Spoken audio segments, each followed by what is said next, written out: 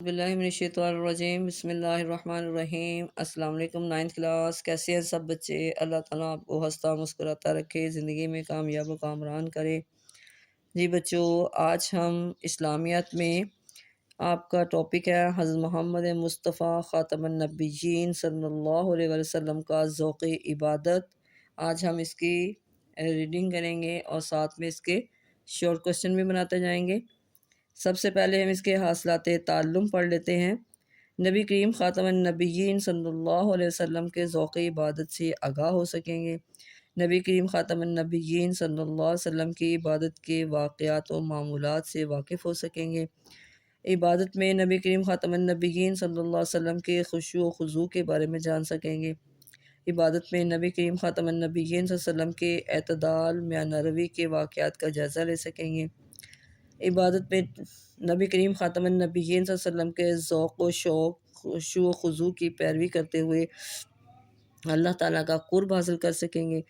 نبی کریم خاتم النبیین صلی اللہ علیہ وسلم کے اعتدال میانہ روی کے واقعات کی روشنی میں عملی زندگی میں اعتدال کی صفت پیدا کر سکیں گے۔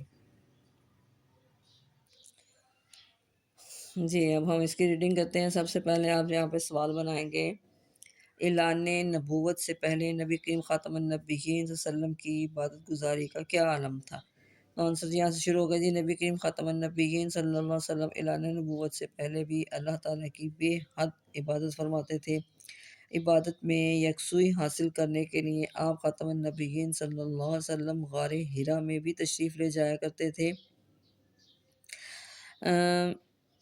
آگیا جی، آپ خاتم النبیین صلی اللہ علیہ وسلم کی مبارک زندگی کا ایک ایک لمحہ اللہ تعالیٰ کی عبادت میں گزرتا تھا۔ آپ خاتم النبیین صلی اللہ علیہ وسلم ہر وقت اللہ تعالیٰ کے ذکر میں مشغول رہتے تھے، نمازوں کا خاص اہتمام فرماتے تھے۔ نبی کریم خاتم النبیین صلی اللہ علیہ وآلہ وسلم کو خاص شغف تھا۔ آپ خاتم النبیین صلی اللہ علیہ وسلم فرض نمازوں کے ساتھ ساتھ نفلی روزے بھی رکھتے تھے۔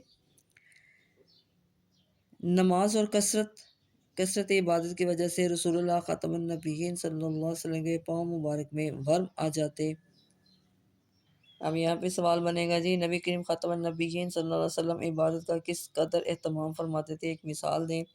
تو یہاں سے ہم شروع کریں گے۔ نماز اور کثرت عبادت کی وجہ سے رسول اللہ خاتم النبیین صلی اللہ علیہ وسلم کے پاؤں مبارک میں ورم آ جاتے۔ آپ خاتم النبیین صلی اللہ علیہ وسلم سے عرض کیا گیا کہ آپ خاتم النبیین صلی اللہ علیہ وسلم اتنی تکلیف برداشت کرتے ہیں، حالانکہ آپ خاتم النبیین صلی اللہ علیہ وسلم گناہوں سے پاک ہے۔ آپ خاتم النبیین صلی اللہ علیہ وسلم نے فرمایا، کیا میں شکر گزار بندہ نہ بنوں؟ یہاں پہ ہم بنائیں گے سوال، نبی کریم خاتم النبیین صلی اللہ علیہ وسلم کو نماز سے کس قدر محبت تھی؟ یہاں سے میں لکھیں گے، نماز تمام عبادات میں سے افضل عبادت ہے۔ نبی کریم خاتم النبیین صلی اللہ علیہ وسلم کو نماز سے اس قدر محبت تھی کہ آپ خاتم النبیین صلی اللہ علیہ وسلم نے نماز کو اپنی آنکھوں کی ٹھنڈک قرار دیا۔ کئی مرتبہ ایسا ہوتا ہے کہ حضور اکرم خاتم النبیین صلی اللہ علیہ وسلم نماز میں خشوع و خضوع کی وجہ سے اتنا روتے کہ آپ خاتم النبیین صلی اللہ علیہ وسلم کے سینہ مبارک سے آواز آتی تھی۔ اچھا جی، یہاں پہ سوال بنائیں گے، حضرت عائشہ رضی اللہ تعالیٰ عنہ نے نبی کریم خاتم النبیین صلی اللہ علیہ وسلم کی رات کی عبادت کا کیا معمول بیان فرمایا؟ یہاں پہ سیدہ عائشہ صدیقہ رضی اللہ تعالیٰ عنہ نے رسول اللہ خاتم النبیین صلی اللہ علیہ وسلم کی رات کی عبادت کے بارے میں فرمایا، رسول اللہ خاتم النبیین صلی اللہ علیہ وسلم رات کے ابتدائی حصے میں سو جاتے تھے، پھر اٹھ کر قیام کرتے، سحری کرتے اور سحری کے قریب وتر پڑھتے، پھر اپنے بستر پر تشریف لاتے، پھر جب اذان فجر سنتے تو تیزی سے نماز کی تیاری فرماتے۔ اب یہاں پہ سوال آپ نے بنانا ہے، عائشہ صدیقہ رضی اللہ تعالیٰ عنہ نے رمضان مبارک کے آخری عشرے میں نبی کریم خاتم النبیین صلی اللہ علیہ وسلم کی عبادت کے بارے میں کیا فرمایا؟ تو یہاں سے آئے گا جی، عائشہ صدیقہ رضی اللہ تعالیٰ عنہ فرماتی ہیں کہ جب رمضان مبارک کا آخری عشرہ آتا تو حضور اکرم خاتم النبیین صلی اللہ علیہ وسلم عبادت کے لیے خود بھی کمر بستہ ہو جاتے اور اپنے گھر والوں کو بھی عبادت کے لیے جگاتے تھے۔ جی بچے، یہاں پہ بنائیں گے، عبادت میں میانہ روی سے کیا مراد ہے؟ دین اسلام عبادات میں بھی میانہ روی اور اعتدال کا حکم دیتا ہے۔ اب یہاں پہ جی عبادت میں میانہ روی سے مراد یہ ہے کہ انسان اللہ تعالیٰ کی عبادت بھی کرے، اس کے بندوں کے حقوق بھی ادا کریں، اور ساتھ ساتھ اپنی صحت اور ضرورتوں کا بھی خیال رکھیں۔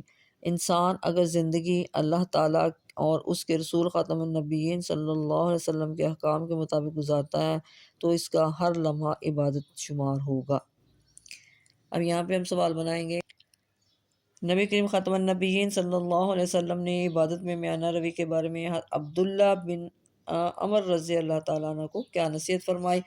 تو یہاں پہ ہم لکھیں گے جی نبی کریم خاتم النبیین صلی اللہ علیہ وسلم نے عبادت میں میانہ روی اور اعتدال اپنانے کا حکم دیا۔ عبداللہ بن عمر رضی اللہ تعالیٰ عنہ بیان کیا کہ نبی کریم خاتم النبیین صلی اللہ علیہ وسلم صلی اللہ علیہ وسلم میرے پاس تشریف لائے، فرمایا کیا یہ صحیح ہے کہ تم رات بھر عبادت کرتے ہو اور ہر دن روزہ رکھتے ہو؟ میں نے عرض کیا جی ہاں یہ صحیح ہے۔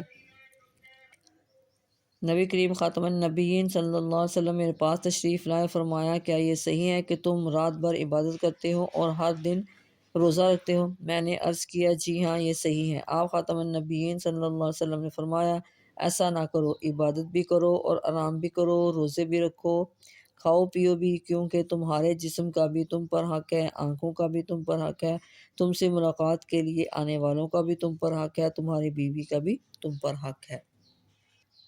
آگے جی حضور اکرم خاتم النبیین صلی اللہ علیہ وسلم کی تعلیمات نے سرزمین عرب میں روحانی انقلاب برپا کر دیا۔